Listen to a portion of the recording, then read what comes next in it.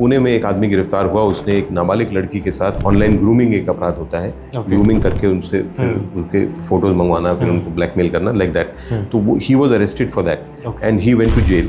अगर कोई drug addict हो गया है यूथ, तो उसकी एनर्जी अपन कैसे चैनलाइज कर सकते हैं? एनर्जी, उसमें एनर्जी रहती नहीं ड्रग एडिक्ट में। तो ये जो नार्कोटिक ड्रग्स हैं, ये फिजियोलॉजिकल डिपेंडेंस तो क्रिएट करते ही हैं, ये साइकोलॉजिकल डिपेंडेंस भी क्रिएट करते हैं। तो वो डबल प्रॉब्लम है, उसको छोड़ना नियरली इम्पॉसिबल हो जाता है। लोगों की सुरक्षा के लिए अगर सबसे बड़ी चुनौती खतरा कुछ है आज की तारीख में, तो वो सबसे बड़ा खतरा साइबर सिक्योरिटी का खतरा है, क्योंकि इसको डील कैसे करना ये लोग ज़्यादा अच्छे से समझ नहीं पा रहे हैं अभी। जब तक वो नहीं समझ पाएंगे तब तक वो इसका शिकार होते जाएंगे। ऑलवेज ड्रीम बिग, अपने सपने हमेशा बड़े रखना, ताकि आप वहाँ तक तो शायद ना पहुँच पाओ, बट रास्ते में कहीं तक तो पहुँच ही जाओगे। और अगर आप सपना ही नहीं देखोगे और सपना ही नहीं बड़ा रखोगे, तब फिर आप कहीं नहीं जाने वाले। If you have to feel satisfied and if you want to contribute, then you must dream big. Yes, sir. Jai Mata Di, guys.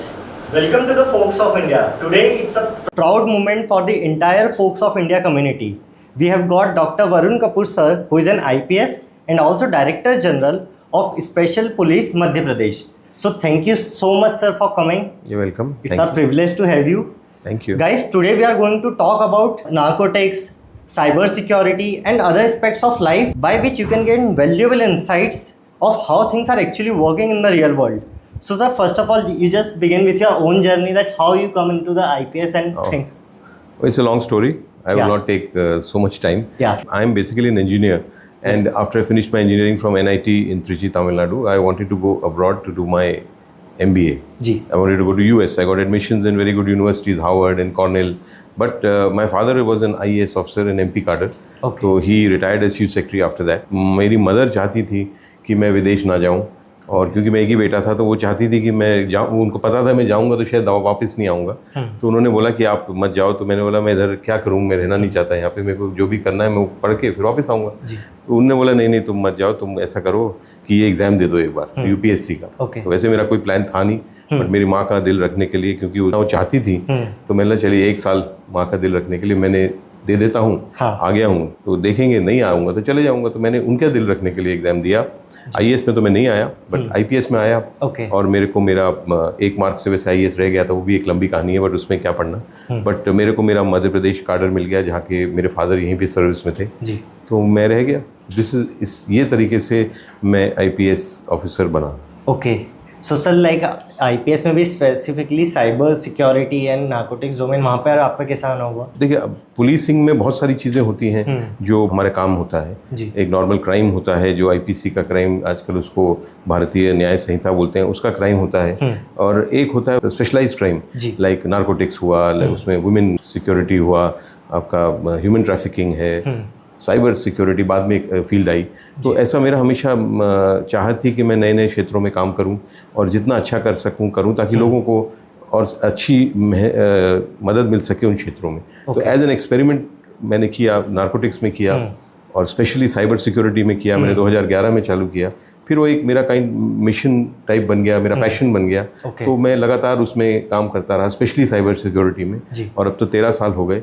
तो मैंने बहुत सारा उसमें काम किया है, जो मेरे लिए भी प्रसन्नता का विषय है, और आई एम श्योर लोगों को भी कहीं ना कहीं उससे फ़ायदा हुआ है। Yes sir, for sure. And sir, आपने 13 ईयर्स इसमें ऑलरेडी दिए हैं। सो सर, अब आपके एक्सपीरियंस आप बताइए कि इंडिया का भी स्टांस ग्लोबल लेवल पे साइबर सिक्योरिटी पे किस लेवल का है? सिक्योरिटी देखिए बहुत बड़ा चुनौती है साइबर सिक्योरिटी, और पूरी दुनिया में और इंडिया में मेरे विचार में लोगों की सुरक्षा के लिए अगर सबसे बड़ी चुनौती खतरा कुछ है आज की तारीख में, तो वो सबसे बड़ा खतरा साइबर सिक्योरिटी का खतरा है। और वो जितना इंडिया में प्रॉब्लम है उतना विदेश में भी है, हर जगह यही प्रॉब्लम है, क्योंकि इसको डील कैसे करना ये लोग ज़्यादा अच्छे से समझ नहीं पा रहे हैं अभी। और जब तक वो नहीं समझ पाएंगे तब तक वो इसका शिकार होते जाएंगे। और इसीलिए साइबर क्राइम पूरी दुनिया में बहुत तेज़ी से बढ़ रहा है, और ये एक बहुत बड़ी चुनौती है जिसका सामना करना बहुत आवश्यक है, ताकि it doesn't go out of control. Because आजकल लोगों के जो दुनिया में जो लोग हैं वो असली दुनिया में तो कम रहते हैं, आजकल वर्चुअल दुनिया में ज़्यादा अपना समय बिता रहे हैं।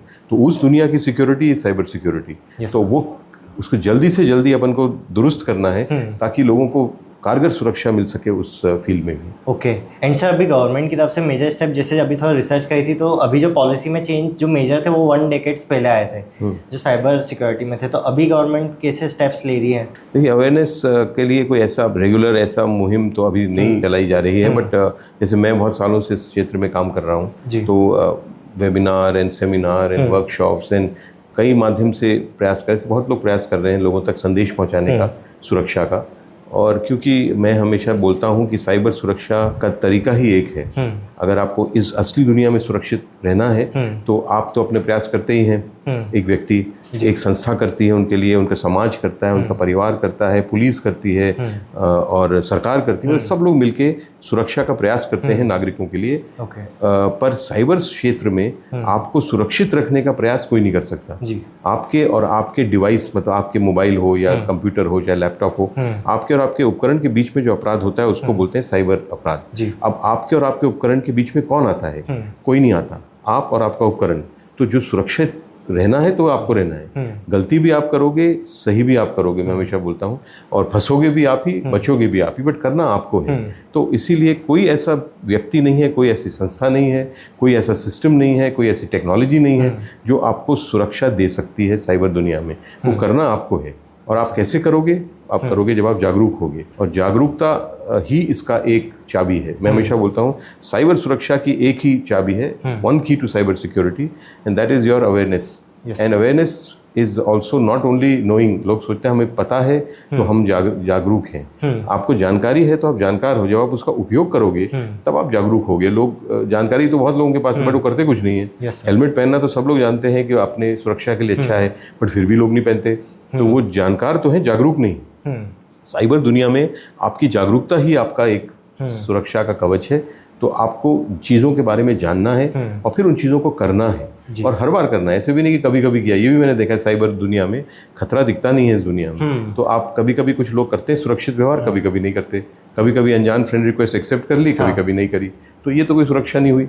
सुरक्षा एक आदत होती है, विकल्प नहीं होता। इसीलिए लोगों को इसको हर बार करना चाहिए। जानो, करो, हर बार करो। वो है जागरूकता का पहचान। और अगर आप जब तक जागरूक नहीं बनोगे, आप साइबर दुनिया में सुरक्षित नहीं होने वाले। जी। एंड सर अभी आपने जैसे फ्रेंड रिक्वेस्ट है उसका बोला, तो सर मैंने देखा है जो मेल्स वगैरह में रैंसमवेयर्स और वो सब रहते हैं, तो सर वो भी काफ़ी क्रूशल रहती है कि लाइक कोई लिंक आती है तो इंसान डाउनलोड बस कर लेता है, सोचता है डाउनलोड हो रहा है, बट वहाँ से फिशिंग और उसके सर चांसेस कैसे बढ़ जाते हैं सिर्फ एक लिंक से? देखिए, साइबर क्राइम के मैं 2 प्रकार बताता हूँ जी। 2 टाइप के साइबर क्राइम होते हैं। एक होता है जो टेक्नोलॉजी बेस्ड साइबर क्राइम है, टेक्नोलॉजी के आधार पे आपके ऊपर अपराध करते हैं। एक होता है फिशिंग बेस्ड जी, जो फिशिंग मतलब एक प्रकार का अटैक होता है जिसमें उसके कई प्रकार हैं, उसके कई रूप हैं। उससे लोगों को फंसाया जाता है। आप टेलीफोन से भी कर दे सकते हैं फिशिंग, ईमेल से भी कर सकते हैं, SMS से भी कर सकते हैं, QR कोड भेज के करते हैं, रैंसमवेयर जैसे आप बोल रहे हो, लिंक क्लिक करने, तो वो सब चीज़ें एक टाइप के फिशिंग अटैक होते हैं। फिशिंग एक अंग्रेजी शब्द से आता है, F से, वो मतलब मच्छी पकड़ना।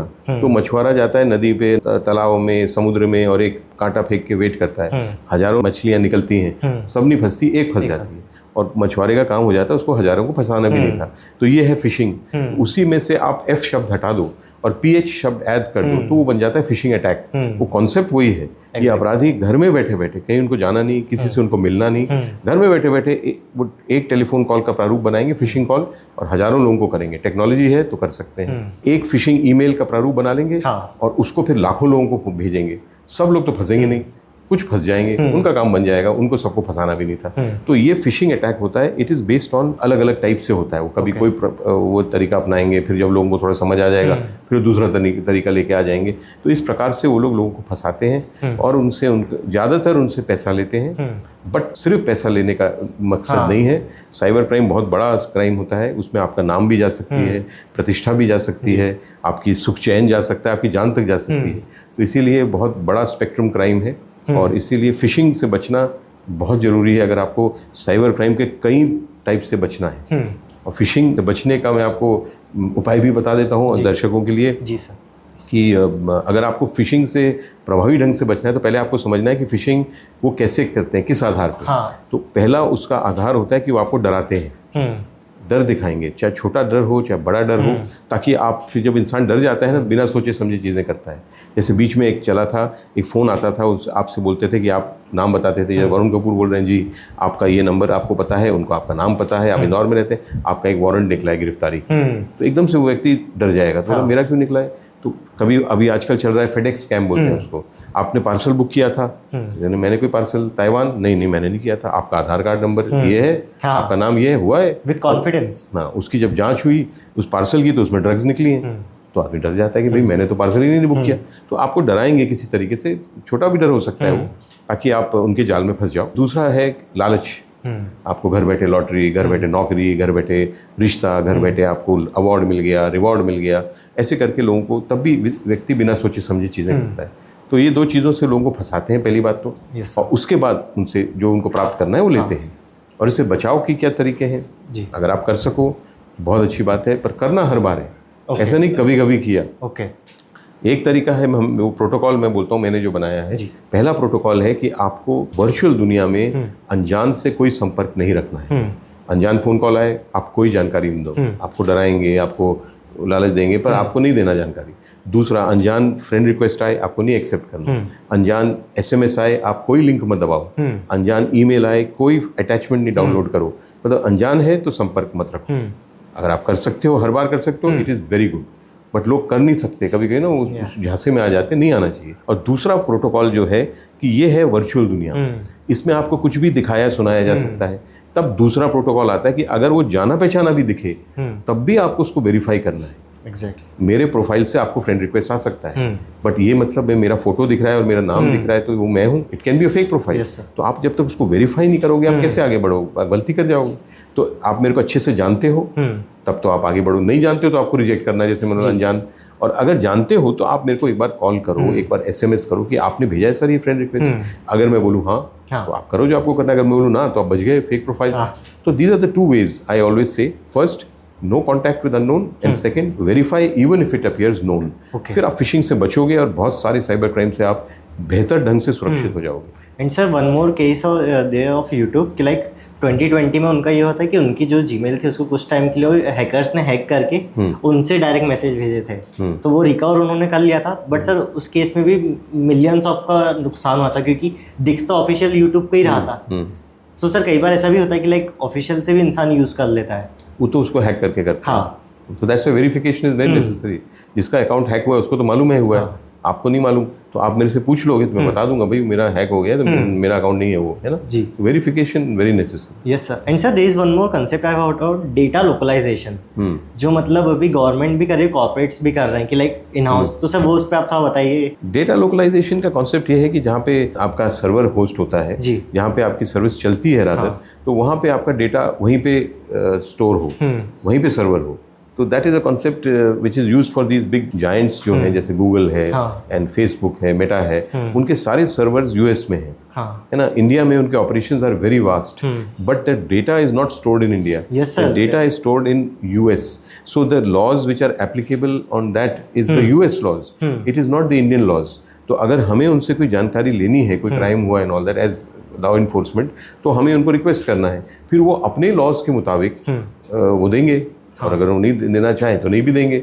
बट हम उनको कानूनी तौर पे आप उनसे ले नहीं सकते, because the data is not here. अगर यहाँ पे वो स्टोर करेंगे, यहाँ लोकलाइज करेंगे डेटा को, तब वो हमारे कानून के अंतर्गत आएंगे, फिर हम उनको अपने कानून के मुताबिक वो डेटा हम प्राप्त कर सकते हैं और जल्दी प्राप्त कर सकते हैं, ताकि हम अपराध को जल्दी सुलझा लें। And sir the concept of data breach भी सर ये इसी टाइम पर ही तो आता है कि लाइक जो डेटा स्टोर, जैसे कुछ डेटा उनका सिंगापुर में स्टोर है, तो फॉर एग्जांपल मतलब जो अपन जो सोशल मीडिया उसको मानते, तो सर वो प्राइवेसी नाम की कोई चीज़ एक्चुअल में एग्जिस्ट ही नहीं करती, समथिंग आई फील। जहाँ पे वो इंडिया में तो प्राइवेसी के कानून अभी विधिवत है नहीं, है ना। वो अभी we are still looking for कानून जो आए जो प्राइवेसी लॉज अपनी कोडिफाई करें।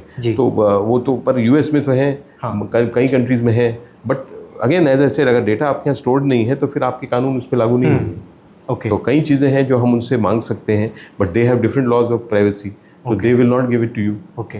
तो इसीलिए वो सब एक इट बिकम्स कंफ्यूजिंग. तो it is a very good thing that the data जहाँ पे ऑपरेशन है वहाँ पे आपका डेटा स्टोर होना चाहिए, ताकि आपको लॉ इन्फोर्समेंट के लिए भी अच्छा है एंड वहाँ के न्याय और कानून व्यवस्था के लिए भी अच्छा है. Okay. And sir, like in this part of your whole journey, एक कोई इंटरेस्टिंग केस जो आपको लगता है कि आज तक आपने सबसे ज़्यादा उसमें देखा होगा साइबर, उसमें जो ऑडियंस को पता होना चाहिए, लाइक जिसमें आपको भी थोड़ा ट्विस्टेड लगा कि how things are actually working? This you are talking about cyber crime, no? Yes, sir. So देखो, cases are many which I have seen and I would like to communicate with people. Yes, but sir. I can tell you one case. Yes, sir. Because I always say cyber crime के सबसे बड़े शिकार आज की तारीख में बच्चे हैं. जी. वो सबसे बड़े टारगेट्स हैं, और बच्चियां जो हैं, जो लड़कियां हैं, वो और भी बड़ी टारगेट्स हैं. तो बच्चों को क्योंकि मेच्योरिटी लेवल है नहीं ज़्यादा, पर डिवाइसेस सबके पास हैं और मॉनिटरिंग उनकी ज़्यादा होती नहीं है पेरेंट्स के द्वारा एंड ऑल दैट. असली दुनिया में तो बच्चों को पेरेंट्स बहुत मॉनिटर करते हैं, कब सोते हैं, कब खाते हैं, कहाँ जाते हैं, किससे मिलते हैं, कितना पढ़ते हैं. Monitoring is total because part of the job. But जहाँ वो जैसे वर्चुअल दुनिया में गए तो monitoring become zero. So they are monitoring नहीं होती तो मेच्योरिटी उनकी ज़्यादा है नहीं. तो that is why they are under great threat of cyber crime. And उनके साथ मेरे विचार में हो भी बहुत सारा रहा है. एंड बच्चों की एक बात और भी है कि वो बताते भी नहीं हैं जब तक बहुत देर ना हो जाए. तो वो भी एक इशू आ जाता है. तो एक केस जैसे पकड़ा गया था, तो that's why I am telling you, it is very alarming. ये हुआ था 2020 में सितंबर में. एंड वो स्टार्ट हुआ था पुणे में और ख़त्म हुआ वो मुंबई में. अच्छा. और पुणे में एक आदमी गिरफ्तार हुआ. उसने एक नाबालिग लड़की के साथ ऑनलाइन ग्रूमिंग एक अपराध होता है, ग्रूमिंग करके उनसे फिर उनके फोटोज मंगवाना, फिर उनको ब्लैकमेल करना, लाइक दैट. तो वो he was arrested for that and he went to jail and he came out on bail. And on bail he shifted to Mumbai. And Mumbai shift होने के 6 महीने बाद सिर्फ उसको मुंबई क्राइम ब्रांच ने अरेस्ट किया.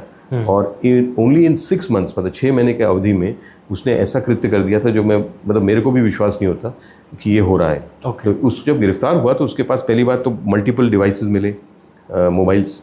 उनकी जब जांच की गई तो पता चला कि उसने 17 फेक इंस्टाग्राम अकाउंट्स बनाए थे. अच्छा. बिकॉज उसको मालूम है लोगों, इन अपराधियों को, कि छोटे बच्चे, छोटी बच्चियाँ कहाँ हैं ज़्यादा, इंस्टाग्राम पे हैं. That's the social networking platform of choice for children and youth. तो उसने 17 फेक इंस्टाग्राम अकाउंट बनाए थे और इन अकाउंट्स के माध्यम से उसने 6 महीने में 800 माइनर गर्ल्स के साथ दोस्ती करी थी. 800 इन 6 मंथ्स. इमेजिन, आप एवरेज लो तो 200 दिन होते हैं 6 मंथ्स में, जस्ट एन एवरेज. तो 800 by 200 means at least 4 new girls he trapped every day. ये तो एक आदमी का कृत्य है. अगर ऐसे कई हों तो यू कैन इमेजिन क्या हो रहा है. तो एनीवे, और जब उसकी उपकरण की जब फॉरेंसिक एनालिसिस की गई और डेटा रिकवरी की गई तो पाया गया दैट इन 800 लड़कियों की 700 ऑब्सीन पिक्चर्स उसके पास थी. 700. तो मैं गया था नासिक के, वहाँ यूनिवर्सिटी MIT, वहाँ पे मैं एक मेरा लेक्चर था, तो नासिक पुलिस के भी ऑफिसर्स आए थे सुनने के लिए.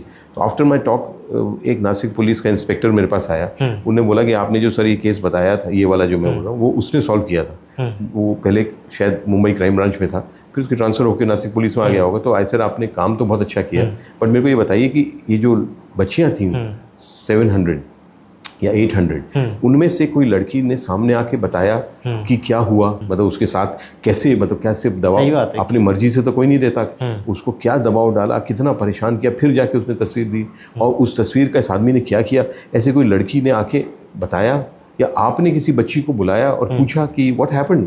तो ही सेड कि sir no girl came forward and neither did we call anybody. Because it's very obvious, nobody calls such a small girl and will tell her ki what were you doing, is this your photograph, you know. So nobody calls, so nobody came. So this in a way is 800 cases which are unreported. Okay. है ना, ये तो एक बार chance arrest हो गया उस आदमी का. But what happened to these girls? What effect it will have on their mind, which will trouble them their whole life, because they're all minor girls. Nobody knows. So this is very alarming. है ना? Yes sir. So much crime and no report. And so it is becoming a big problem, especially for children. Yes sir. So इसलिए they have to be even more cautious and more careful online. Okay. Sir, now there is one more thing of deep fakes. Like sir, ये एक revolutionary technology है, but लोग उसको ज़्यादातर अलग sense में use करते हैं. तो सर उसका भी क्या इन्वॉल्वमेंट साइबर क्राइम में बढ़ता है, जबकि इतनी यूजफुल टेक्नोलॉजी है वो. See, deep fake is based on artificial intelligence. Yeah. वो है technology behind deep fake and deep learning. Deep learning भी सर इसमें all this is all artificial intelligence, AI जो टेक्नोलॉजी है वो रेवोल्यूशनरी टेक्नोलॉजी तो है ही, पर उसके साथ साथ बहुत डेंजरस टेक्नोलॉजी भी है। और एक इलॉन मस्क बोल के द ओनर ऑफ एक्स, उन्होंने कुछ दिन पहले एक स्टेटमेंट दी थी, I read it and I also agree with it, that in this AI technology, ये आने वाले समय में ये ह्यूमैनिटी के लिए खतरा होगी, not for human security, for humanity, because it is going to take jobs first of all, and secondly crime will be very easily committed with this. There's so many things that, and then it is accessible to all. You cannot regulate AI कि बच्चों के पास ना पहुंचे. Anybody can get it, anybody can use it and misuse it. That is why this is a very big threat for human existence. And उसी पे based है deep fake. So deep fake as a name only shows it is for crime. It is not for something useful. So AI technology जो है, it is based on information. आपकी एक system है AI का, आप जितनी उसमें इंफॉर्मेशन डाल दो उतना अच्छा आपको रिजल्ट आएगा। That is AI technology basically. हाँ, आपने जैसे डॉक्टर हैं, एक डॉक्टर का आप जाओ उसके पास सलाह के लिए, तो वो अपने एजुकेशन और वो अपने एक्सपीरियंस के आधार पे और आपकी डायग्नोसिस के आधार पे आपको ट्रीटमेंट देगा। But suppose there is a system, AI system, जिसमें 1000 डॉक्टर्स की नॉलेज है, उनका एक्सपीरियंस एक आपने फीड कर दिया उसमें, एजुकेशनल जो मटेरियल है वो तो उसमें ऑलरेडी है, और आप उस सिस्टम से एडवाइस लेने जाओगे तो वो एक सिस्टम आपको बेटर एडवाइस देगा कि वो एक individual doctor, of course system देगा, बिकॉज वो तो 1000 डॉक्टरों को नॉलेज आपके साथ शेयर कर रहा है ना। तो वैसे ही AI, जितना अच्छा इन्फॉर्मेशन आप डालोगे उतना अच्छा आपको रिजल्ट मिलेगा। तो डीप फेक मतलब जितने ज़्यादा वीडियो आपने शेयर किए हैं उतने वो अगर उसको यूज़ करके उसको सुपरइम्पोज करेंगे किसी पोर्नोग्राफिक वीडियो पे या जैसे भी, तो उसका रिजल्ट उतना अच्छा आएगा। अगर उनके पास एक वीडियो है आपका तो फिर वो दिख जाएगा कि ये फेक वीडियो है। बट अगर आपके उनके पास 20 वीडियो हैं तो वो जो बनाएंगे अल्टीमेटली उससे जो वो ज़्यादा जेन्युइन लगेगा जी। तो इसीलिए it is based on information.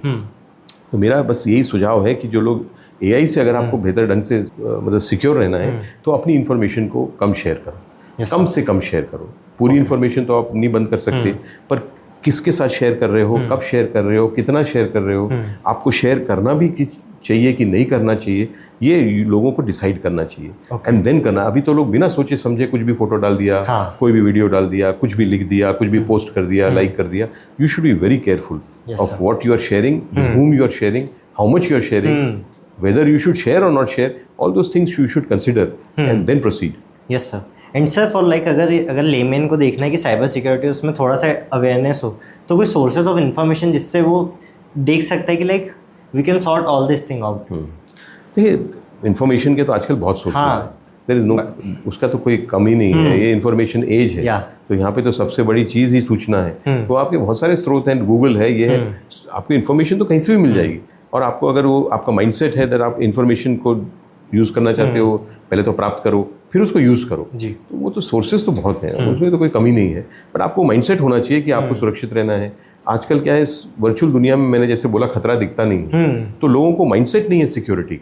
इंसान होने के नाते हम सिक्योरिटी के बारे में कब सोचते हैं, जब हमें खतरा दिखता है या जब हमें खतरा महसूस होता है, तब हम उसके बारे में कुछ करते हैं। बट अगर आपको खतरा ही नहीं दिखना, साइबर दुनिया में आपको कोई चाकू लेके आके लूटेगा तो है नहीं, कोई गोली मार के कट्टे से आपकी जान लेगा तो है नहीं, तो आपको खतरा कभी दिखना नहीं। तो आपको तो सब बढ़िया दिखेगा, किसी भी कहीं भी फ़ोन पे बात कर लो, कोई भी पैसा ट्रांसफ़र कर लो, कोई भी टिकट बुक कर दो, कहीं बैठे बैठे कोई भी बटन दबा के दुनिया के किसी कोने में दोस्त बना लो, कोई भी मूवी देख लो, कोई भी सॉन्ग डाउनलोड कर लो, कोई भी गेम खेल लो, मतलब वो तो बढ़िया दुनिया है।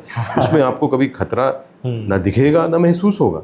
तो फिर जब वो होएगा नहीं तो आप उसके लिए कुछ करोगे भी नहीं। तो लोग कुछ नहीं करते और वो बिल्कुल ऐसे करते हैं जैसे कि यहाँ पे तो कोई प्रॉब्लम ही नहीं है, और प्रॉब्लम तो है। जहाँ पे इंसान वास करते हैं, मैं हमेशा बोलता हूँ, वेयर द ह्यूमंस रिजाइड, चाहे वो रियल हो चाहे वर्चुअल हो, वहाँ पे उतने ही अनुपात में अपराधी भी रहते हैं।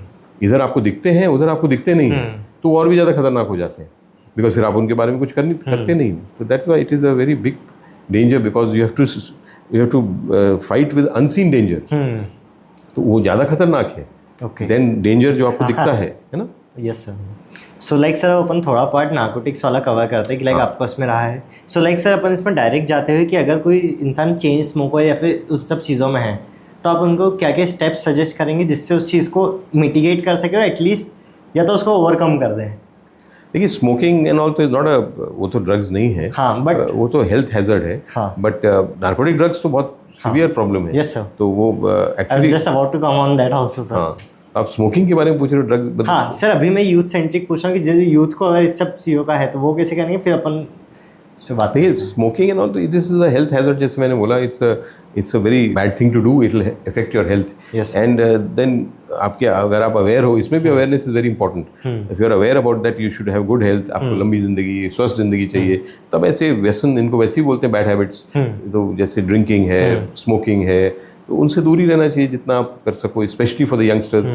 तो वो तो वही तरीका है कि उनको पता होना चाहिए कि आपकी हेल्थ। सर डोपामिन जो रश रहता है तो उसको अपन दूसरे उसमें कैसे चैनलाइज कर सकते हैं सर? अगर कोई, अब मैं नार्कोटिक्स उसमें आ रहा हूँ, अगर कोई ड्रग एडिक्ट हो गया है यूथ, तो उसकी एनर्जी अपन कैसे चैनलाइज कर सकते हैं? एनर्जी, उससे एनर्जी रहती नहीं ड्रग एडिक्ट में। तो मैं हमेशा ये बताना चाहता हूँ बच्चों को भी, युवाओं को भी, that there are 2 types of intoxications, this is called नशा, है ना। तो 2 टाइप के होते हैं, एक तो होता है लाइक सिगरेट हुआ या आपका अल्कोहल हुआ, या तो ये जो चीज़ें हैं ये आपको फिजियोलॉजिकल डिपेंडेंस करते हैं, मतलब आपकी बॉडी उस पर डिपेंडेंट हो जाती है। जैसे आपको स्मोक करते हो तो आपको मन करता है स्मोक करने, बस आपकी बॉडी वांट्स इट। ये जो नार्कोटिक ड्रग्स हैं ये फिजियोलॉजिकल डिपेंडेंस तो क्रिएट करते ही हैं, ये साइकोलॉजिकल डिपेंडेंस भी क्रिएट करते हैं, तो वो डबल प्रॉब्लम है। उसको छोड़ना नियरली इम्पॉसिबल हो जाता है, क्योंकि आपका माइंड भी एडिक्टेड है, आपकी बॉडी भी एडिक्टेड है। तो आप माइंड से बॉडी को लड़ोगे कि बॉडी से माइंड को लड़ोगे? तो it becomes very difficult to leave drugs, because it is both kind of dependence. और इसीलिए उसको बेस्ट उसका है कि उसमें उसके पास ही नहीं जाना। ड्रग्स इज एब्सोल्युटली आपका ज़िंदगी को ख़त्म करने का बेस्ट रास्ता इज़ टेकिंग नार्कोटिक ड्रग्स। अगर आपको जल्दी से अपना ज़िंदगी समाप्त करनी है, भविष्य को ख़त्म करना है, तब आप ड्रग्स को सोचो। मोमेंटरीली आपको लोग प्रलोभन देके करेंगे, बिकॉज आपको आपका साथी एडिक्ट बनाता है। कोई आपको रोड से गुंडा बदमाश नहीं बनाएगा, आपको एडिक्शन आपके साथ ही कराएगा। तो वो उस समय तो वो बोलेंगे कि चलो मज़ा आएगा, ये आएगा, और आपको उसके तरफ ले जाएंगे। बट ये मन में रखना हमेशा कि अगर आपने एक बार भी ली तो छूटनी नहीं। वो हेरोइन एक ड्रग होती है, हेरोइन इज़ अ डिप्रेसेंट जो बनती है अफीम से। तो हेरोइन का नशा ऐसा है कि ऐसा स्टडीज़ ने पता चला है कि आप एक बार हेरोइन ले लो वंस, तो it will become very difficult to leave. Okay, heroin just one, एक बार आपने वो लिया, वो इंजेक्टेबल होता है, जनरली इंट्रावीनस देते हैं। तो एक बार आपने उसको सेवन किया तो then you can very well feel that ये आखिरी बार होगा, अब मेरे से नहीं छूटने वाली। तो इतना स्ट्रॉन्ग नशा होता है। कई चीज़ों में आप जैसे तो किसी चीज़ के पास जाना भी नहीं, पर जैसे हेलुसिनोजन होता है कि जिसको बोलते हैं मैरिजुआना, या जिसको बोलते हैं गांजा, तो वो आप छूट भी सकते हो। मतलब आई एम नॉट सेइंग कि आप कर लियो और छोड़ो, आई एम सेइंग वो भी बहुत ख़राब है, बट वो नशे की भी कैटेगरीज होती हैं। तो उसमें हेरोइन एक ऐसा नशा है जो आप शायद एक बार लेने के बाद छोड़ भी ना पाओ। तो इसीलिए आपको बहुत ध्यान देना है इन ड्रग्स पे, ताकि इसके तो पास ही नहीं जाना आपको। एंड मैं हमेशा बच्चों को ये समझाता हूँ कि कभी मत सोचना कि ये जो आपके साथी आपको इसमें फंसाएंगे तो सिर्फ आपको मज़े का प्रलोभन देंगे, यार मज़ा आएगा एक बार करके देखो। जिस प्रकार का वो व्यक्ति है उस प्रकार से वो उसको फंसाएंगे। जैसे कोई पढ़ने का बहुत शौकीन है तो उनको बोलेंगे कि तुम एक बार ले लो यार, तुमको कंसंट्रेशन बढ़ जाएगा। Yes sir, this thing I heard. कोई लड़कियों को बोलते हैं कि आपका वेट कम हो जाएगा। एक ड्रग होती है उसको बोलते हैं एमडी, ओके, मेथाडोन। तो मेथाडोन एक ऐसी ड्रग है जो, वो भी सिंथेटिक ड्रग है, वो उसका इफेक्ट इज़ लाइक हीरोइन। तो उसको अगर आप एक बार किसी को दे दो तो उनको भूख नहीं लगती। तो जब आपको भूख नहीं लगेगी तो आपका ऑटोमेटिकली वेट कम होगा। तो वेट कम होगा तो आपको लगेगा कि अरे ये तो बड़ी अच्छी चीज़ है, तो फिर आप उसके लेने लगोगे, तो फिर आपको उसके एडिक्शन हो जाएगा, फिर वो छूटती नहीं। तो वो तुम इसीलिए किसी को बोलते हैं वेट कम होगा, किसी को बोलेंगे कॉन्सेंट्रेशन बढ़ेगा, कोई स्पोर्ट्समैन है तो उसको बोलेगा आपके मसल बन जाएंगी, आपका परफॉर्मेंस एनहेंस हो जाएगा। तो आपको बस क्योंकि दे वांट दैट आप उसके लत में लग जाओ। तो ऐसा नहीं सोचना कि कभी सिर्फ पार्टी का और मज़े का आपको वो देंगे। कई तरीक़ों से आपको फंसा सकते हैं, बट जहाँ आपने सुना कि ये ड्रग है, चाहे वो सिंथेटिक हो, चाहे वो नेचुरल ड्रग हो, चाहे वो फार्मास्यूटिकल ड्रग हो, आपको उससे दूर रहना है। वो 100% वो लाइन आपको बना के रखनी है, है ना? Yes sir. So sir, like we have talked about cyber security and narcotics, now let's move to the brighter side regarding youth and all these things. So sir, like आपकी जो जर्नी थी लाइक आईपीएस की, सो आपका उस time पे क्या schedule, क्या routine था जिसको आपने फॉलो करा था?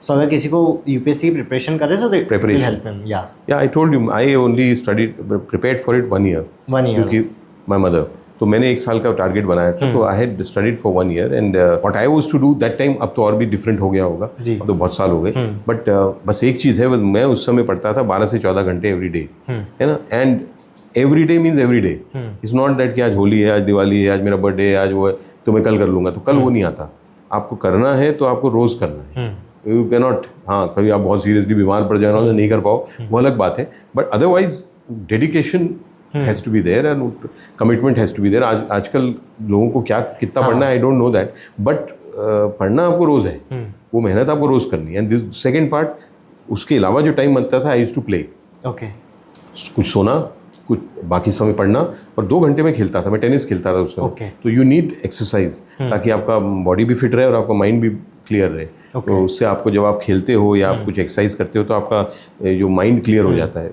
एंड स्ट्रेस से, एंड बॉडी भी फिट रहती है, तो good play something and study every day that much and have a regulated life जिसे बोलते हैं, अगर वो करोगे तो फिर आपको सक्सेस मिल सकता है।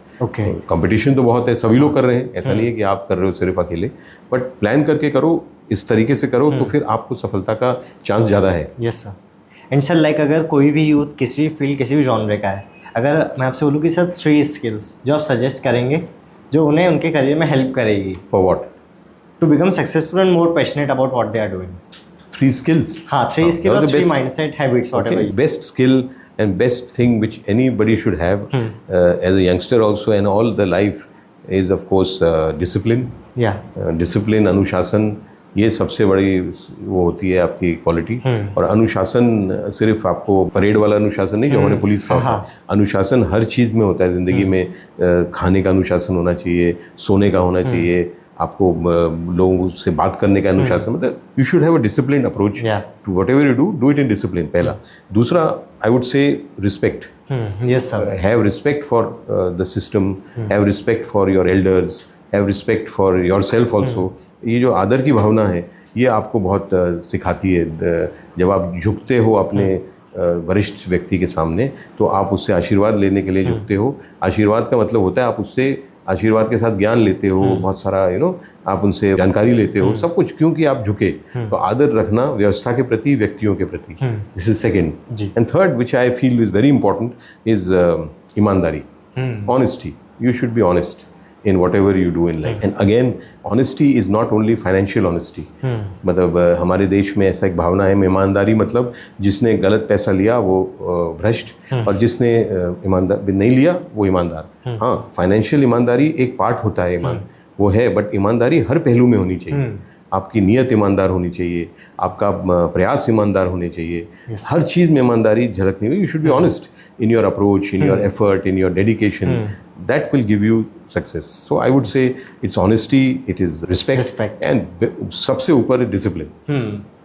Yes sir. So sir, it's a very difficult question for me to ask, but आपके लिए काफ़ी easy होगा कि how you will describe your life in 3 words. Like क्योंकि बहुत बड़ी life. Okay. If you have to describe my life in 3 words. Yeah. And if my mindset in 3 words, then I can say this, that my mindset will be always dream big.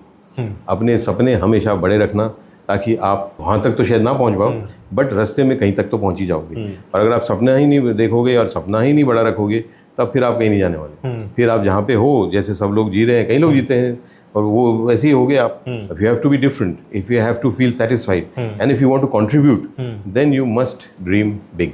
Yes sir. And sir like अभी एक और चीज़ है, अभी जैसे आपने routine में ना daily रहता होगा, लोग वर्क लाइफ बैलेंस को यूथ को बहुत है कि उन्हें ये भी मैनेज करना है, ये भी। बट सर जैसे आपने उस समय स्टडी का बताया कि 14-15 आवर्स, और तो सर बताइए मतलब कि वर्क लाइफ बैलेंस एक इल्यूजन ही एक तरीके से, if you want to achieve that big dream. It's not an illusion, you have to have balance in life. And my own experience I can share with you that आपका your whole life can not be based on work, your whole life can not be based on enjoyment, your whole life cannot be based in spirituality, but there has to be a balance.